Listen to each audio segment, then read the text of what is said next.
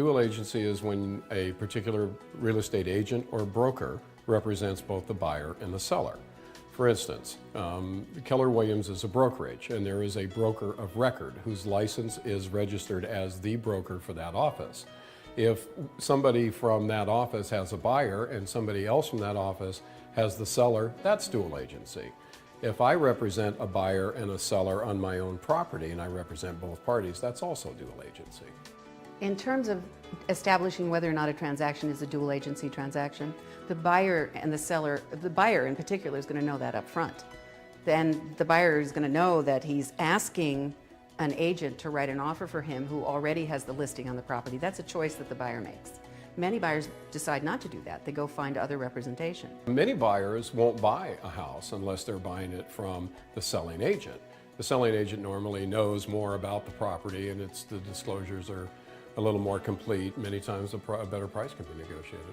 It's hard because you're wearing two hats. So you're representing the seller, you're representing the buyer, and this is in the situation where you as the agent are representing both people. It's not where the broker of record has two agents that are representing the parties individually. It gets hard because, and it's more work actually for us, because we have to be very careful that the buyer and the seller consistently believe, as they should, that we're representing their best interests. In the agency disclosure document that you sign with a buyer or a seller, the first thing it spells out is that the agent has a fiduciary responsibility.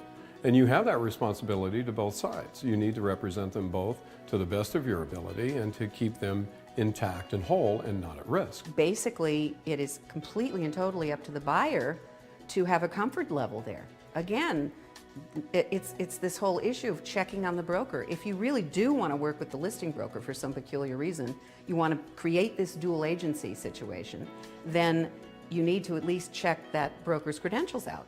At least that's what I would do. I would check them out and make sure that they're an honest and upright and reputable broker.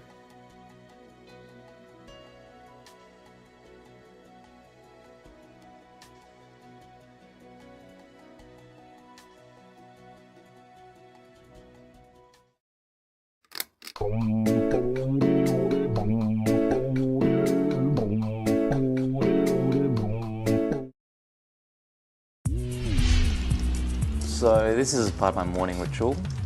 Usually I will wake up, this in hand, make sure I'm up to date with whatever appointments there are for the day, and then just see how many emails. So right now I've got 73 unread emails, so I'm kind of on track. So I run a business called Pigeonhole. We've been in operation for just around 5.5 years now.